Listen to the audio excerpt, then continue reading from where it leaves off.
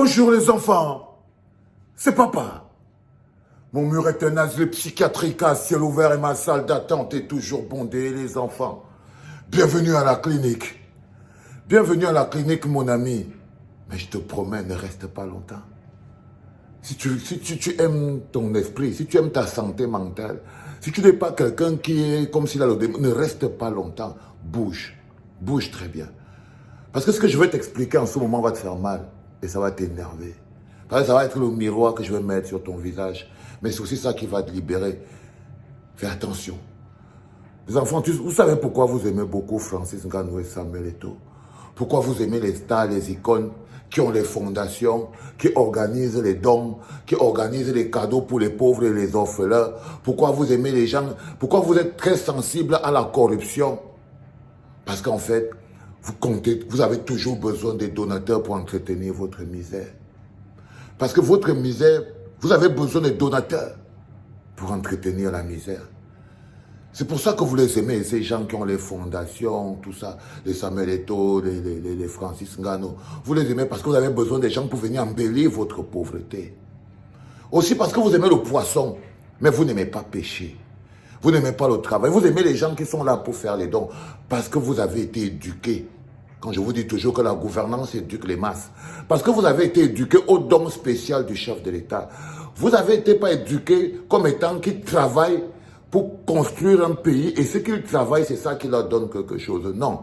On ne vous a jamais donné l'impression que vous avez fait quelque chose et c'est le produit de ça que vous êtes en train de manger. Que vous avez travaillé quelque chose et c'est le produit de ça que vous êtes en train de manger. Non. Vous, tout ce que vous avez reçu, ça a toujours été le bon cœur de Pomba. C'est pour ça que je vous dis que la gouvernance éduque les masses. Et ça vous a fabriqué comme ça. Ce n'est pas de votre faute. Hein. C'est pour ça qu'on fait le programme de changement de mentalité. Parce que nous, on sait où vous êtes malade. C'est-à-dire que la gouvernance de Pomba a fabriqué un peuple de mendiants. C'est-à-dire que ce n'était pas pour rien. Regardez les artistes. On pourrait avoir une société de droits d'auteur qui marche. On pourrait avoir des salles de concert qui marchent. On pourrait avoir des droits qui marchent. On pourrait avoir un statut. Mais non. Tout ce qui maintient les artistes camerounais en vie, c'est le don spécial du chef de l'État. Ce qui fait que les artistes ont commencé à travailler, à faire la musique pour les gens qui ont de l'argent, parce que c'est eux qui allaient leur faire des dons, parce qu'ils doivent vivre des dons et des amitiés. C'est-à-dire qu'on a même perverti la manière dont comment on fait la musique. Et ça a touché les gens dans leur tête. Vous voyez ce que je veux dire? Ça a froissé la création. Vous savez, quand vous voulez faire 40 ans au pouvoir, l'univers culturel est très important. Il faut contrôler la créativité. Il faut même orienter la créativité. Il ne faut pas la rendre libre et autonome. L'art et la culture deviennent un véritable moyen quand tu orientes la créativité. C'est-à-dire que tu vois des gens qui chantent, ils chantent les louanges des gens qui sont riches, qui ont détruit la culture pour qu'eux, ils ne soient pas libres de chanter autre chose que les noms des personnes qui sont là. Donc, ils font eux-mêmes déjà leur métier dans le cadre de que j'espère que je vais croiser un donateur. Moi, je me rappelle quand j'étais là-bas au Cameroun, par exemple, les artistes, ils commencent, ils font un peu la musique, il a encore fait, c'est encore la maquette, il a déjà mis les noms des gens, il prend la maquette, il dit au technicien, attends d'abord un peu, moi là, je m'en vais d'abord un peu chercher les grands frères, ils vont donner l'argent. Il part de bureau en bureau, en bureau, en bureau, pour faire écouter aux gens les noms qu'ils ont mis dedans, pour qu'ils lui donnent de l'argent, pour qu'ils viennent travailler. Pour qu'ils viennent travailler. Donc vous avez été éduqués à vivre des donateurs. C'est pour ça que vous êtes violents. C'est pour ça que vous êtes totalement violents. Ça, je prends simplement d'abord le secteur de l'art et de la culture. C'est-à-dire que vous aimez donc les Samuel Eto'o et les Francis Ngannou parce qu'ils permettent d'embellir votre misère.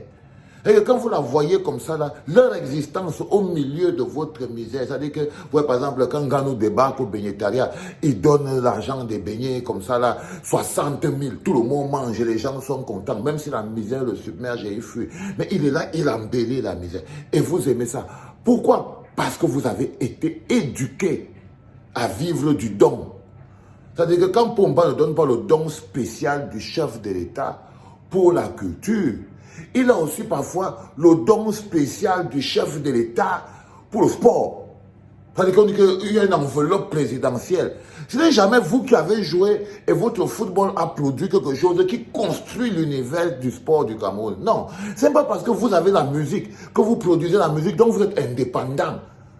vous n'avez pas eu la gouvernance qui rend indépendant. Vous avez fait la gouvernance qui assujettit les gens à d'autres personnes. C'est une gouvernance qui permet à la victime d'être au service et en permanence de son bourreau. C'est une gouvernance qui permet en fait, qui pousse la victime à toujours demander à son propre bourreau le don, la liberté de parler, la liberté de s'en sortir. C'est-à-dire qu'il n'est tellement pas propriétaire de sa vie. Parce que la gouvernance l'a conditionné que dans sa tête, pour obtenir sa liberté, c'est encore le bon vouloir même de la personne qui lui donne les dons. Donc il veut même le don de sa propre liberté. La liberté de penser. Et lorsqu'il découvre les gens qui ont vécu, qui vivent, c'est pour ça que vous vous rappelez tout au long de l'année, on a développé un concept qui s'appelait la générosité du diable. C'est-à-dire que construire un peuple qui se nourrit de la générosité. Parce que lorsque vous avez un peuple qui se nourrit de la générosité, alors vous venez de créer un contexte où les riches peuvent rester au pouvoir pendant 100 ans. Parce que les peuples qui vivent de la générosité ne cherchent pas à s'en sortir. Ils développent d'autres mécanismes. Et parmi ces mécanismes, la déification du riche, du donateur.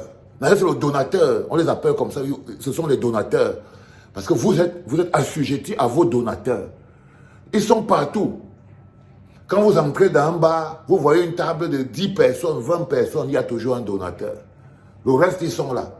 Et ils sont prêts à faire du sale pour ce donateur qui est là. Si on vous dit que l'on lui dit là que le donateur que vous voyez là, en fait, l'argent que vous êtes en train de jouer avec ça là, il est entré dans une maison. Il a cassé la maison là. Il a fait du sale là-bas dedans. Il a laissé les gens à terre dans le sang. Et maintenant, c'est l'argent là que vous jouez. Non, vous voyez le bon cœur. Donc, vous êtes prêt à attaquer la personne qui vient vous dire que votre donateur là, que vous êtes en train de jouer là, est-ce que vous savez qu'en fait, il a fait du sale pour avoir cet argent et tout? Vous allez le détester. Vous allez dire qu'il est jaloux. Il est jaloux parce qu'il n'a pas le bon cœur, parce qu'il n'a jamais rien donné à personne, parce qu'il a déjà fait même quoi pour le pays. Et là, on revient sur Valsero. C'est-à-dire, je vois des gens qui viennent me demander ici, là, Valsero, tu travailles, va travailler, à part faire des vidéos sur Facebook, là, tu travailles quoi? Moi, j'en sais rien, quoi. Moi, j'ai envie de leur dire que, frère, vous savez, il y a deux manières de travailler, il y a la tête et il y a les mains. Mais quand tu ne travailles pas avec la tête, tu travailles avec les mains. On dit souvent chez nous que non. Quand la tête ne travaille pas, c'est le corps qui souffre. Donc, eux, ils vivent dans un monde de manœuvres, par exemple. Pour eux, le travail se limite à aller creuser les trous, porter les sacs. Mais ils oublient très bien que les propriétaires du monde, si tu lui demandes que Pomba travaille quoi, il ne peut pas te dire. Si tu lui demandes que Pomba a apporté quoi au Cameroun, il ne peut pas te dire. Mais il est ici à la clinique, tu vois. Ça dit que c'est des perceptions.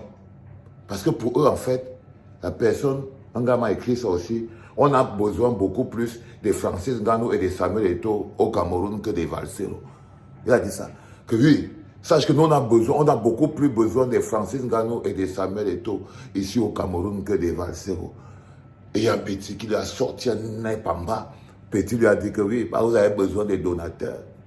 Bah, vous avez besoin des donateurs pour entretenir votre misère. Parce que vous n'êtes pas prêt à vous battre. La peur d'affronter la sueur, la transpiration qui va te rendre indépendant. C'est même pas que tu as peur. Vous n'avez pas été éduqué. La gouvernance éduque des masses. C'est pour ça que je ne vous en veux pas. C'est pour ça que je vous aime toujours de tout mon cœur. Parce que j'ai décelé où est le problème. Il faut vous libérer. C'est pour ça que ce qu'on fait ici à la clinique, je vous le dis toujours, ça s'appelle PCM. Programme de changement de mentalité. Rendre les hommes libres, libérer la jeunesse, libérer l'énergie de la jeunesse pour qu'elle puisse enfin se mettre à son propre service. Pour que vous arrêtez d'avoir un pays où vous n'avez aucun devoir envers ce pays. Un pays où les citoyens n'ont aucun devoir envers ce pays, c'est un pays qui est voué à l'abandon. Ce sont les devoirs que les citoyens ont envers le pays, qui construisent le pays où ils doivent vivre tous ensemble. Mais si vous n'avez même pas un pays où c'est obligé, c'est-à-dire que même si tu fais quoi dans la vie, tu dois des explications au pays. Un mec va te dire que Francis Ngannou vous doit quoi? Il s'est construit tout seul, il a vécu tout seul, il s'est fait tout seul. Non, quand on appartient déjà à un pays, c'est comme on appartient à une famille. Même si tu t'es construit tout seul, même si tu as fait quoi tout seul, l'appartenance à un pays limite ta pensée. Organise ta pensée. Encadre ta pensée et ta logique. C'est-à-dire qu'un peuple, c'est des valeurs. Un pays, c'est des valeurs. Et chacun a des devoirs. Mais nous, on est au Cameroun, un pays où les gens n'ont pas de devoir, ne sentent pas avoir de devoirs envers le Cameroun. Non. Il y en a qui se luttent, qui se bagarrent un peu pour leurs droits. Mais les devoirs, tout le monde s'en fout un tout petit peu parce qu'en fait, ce n'est pas nécessaire. Les gouvernants eux-mêmes, ils n'ont pas de devoir envers le Cameroun. Chacun gère comme il gère. Et tout le monde peut se dire non. Le vert ou jaune ne veut rien dire. L'essentiel, c'est que chacun s'en sort individuellement. C'est ça qui est le plus important. Du coup, on sacrifie le pays pour s'en sortir individuellement. Chacun essaie de penser qu'il va s'en sortir individuellement. Mais quand tu es malade et que tu dois aller à l'hôpital, il n'y a pas d'hôpital pour les individuellement. C'est pour ça que c'est tous les hécatombes. Quand tu es malade et que tu dois aller à l'hôpital, là tu comprends que tu ne pouvais pas tout faire individuellement. Même si tu as pris l'argent tout seul, tu n'as pas pu construire ton propre hôpital. Quand tu dois prendre la route et que tu dois partir dans ton village, c'est là où tu comprends que tu peux t'en sortir tout seul individuellement. Mais au niveau de prendre la route là, c'est là où nous tous on vient se retrouver dans les nids de poules. Ce qu'on a en commun, c'est le pays. C'est-à-dire que si chacun n'imagine pas dans sa vie qu'il a des devoirs et qu'on doit prendre, prélever de ce devoir-là pour pouvoir arrêter d'attendre le don spécial du chef de l'État. Même pour la route, on vous dit que le chef, le patron a donné la route. Il n'y a jamais rien que les Camerounais ont fait qu'ils méritent la route. C'est un don du chef de l'État. On crée une université, quelque part, quelque chose qui si on te nomme président, c'est pour ça. Mais ça devient un don du chef de l'État. Après 41 ans, ça fabrique un peuple de mendiants. Après 41 ans d'acceptation de ça, après 41 ans de vie sous ce rythme-là et sous cet angle-là, on fabrique des personnes dépendantes qui ne vivent que des dons et de la donation. Et c'est ça qui commence par plomber le développement d'un pays. Parce que les bras et les énergies ne sont plus au service du pays. Les bras et les ne sont personne n'est au service du pays. Les autres aspirent toutes les ressources du pays, mettent dans leur poche sans jamais produire. Sans jamais produire, vous voyez, les poteaux s'écroulent, les routes s'écroulent, les ponts s'écroulent, sans jamais produire. Et partage un peu, pardon et pardon, pour pouvoir vivre. Du coup, le pays s'écroule, les enfants. Est-ce que vous avez compris quelque chose? Je vous ai dit qu'on est au Boxing Day. Aujourd'hui, sur le Boxing Day, on doit finir. Ok, les enfants, je vous aime de tout mon cœur. C'était papa.